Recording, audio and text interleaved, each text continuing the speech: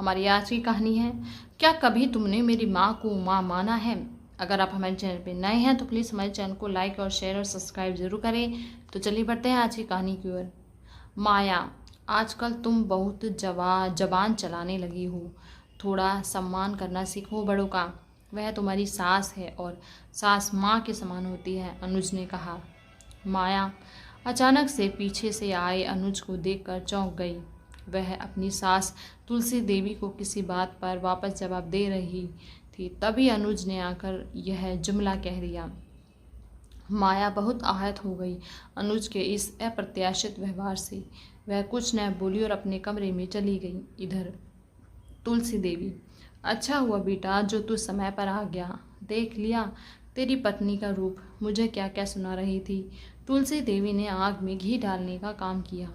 अनुज कुछ देर में वहाँ से बाहर निकला।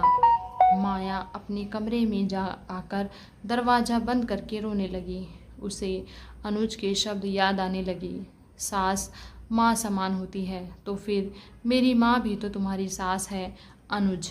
अगर वह कुछ भी कह दे तो तुम्हें बुरा क्यों लगता है।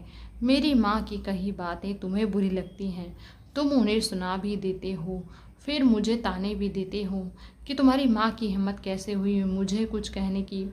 जब तुम दामाद से बेटा नहीं बन पाए तो मुझसे आशा क्यों रखते हो कि मैं तुम्हारी माँ की बेसिर पैर की बातें सुनूं। अपने ही अंतर्द्वंद से जूझती वह सिर्फ रोए जा रही थी। तभी कुछ देर बाद अनुज अपने कमरे में आए तो माया को रोते देख बिफर गई। बस तुम औरतों को एक यही बहाना है, किसी ने कुछ कहा नहीं कि रोना चालू। परेशान हो गया हूँ मैं, अनुज ने माया को सुनाते हुए कहा।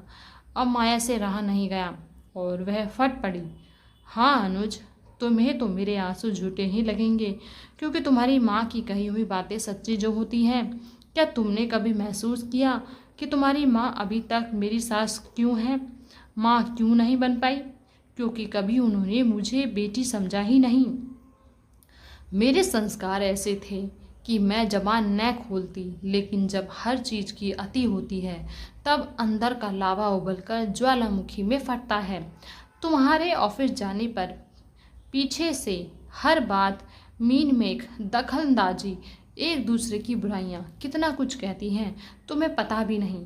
भेदभाव तो तुम करते हो, मुझे झट से कह दिया। सास भी माँ समान होती है, तो क्या कभी तुमने मेरी माँ को माँ माना है, कभी उनका बेटा बने हो?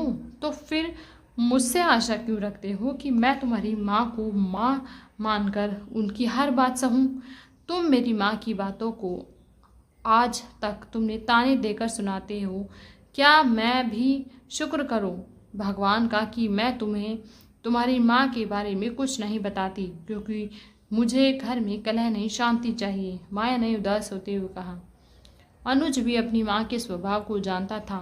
उसे माया की कही हुई बातें सही लग रही थीं। आखिर वो भी तो कभी अपनी सास को माँ नहीं समझ पाया, तो फिर माया से ऐसी आशा क्यों रखी।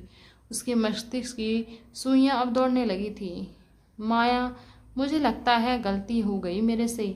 मैं अपनी माँ के स्वभाव को जानता हूँ, लेकिन अपनी समझदारी के साथ समझदारी की उम्मीद तुमसे भी रखता हूँ।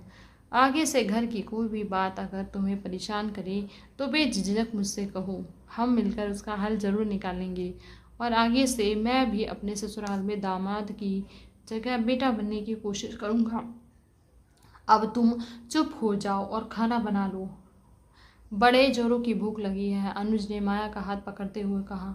माया भी उठकर किचन की ओर जाने लगी। तभी अनुज ने माया को अपने पास खींचते हुए कहा, अब बस करो श्रीमती, हम हमेशा तुम्हारे साथ हैं। और माया शर्मा कर किचन की ओर चलती बनी। तो कैसी लगी आपको आज की ये कहानी, हमें ज़रूर कमेंट करें और हमारे साथ ऐसे ही बने रहें। प्यारी प्यारी कहानियों को सुनने के लिए बहुत बहुत शुक्रिया।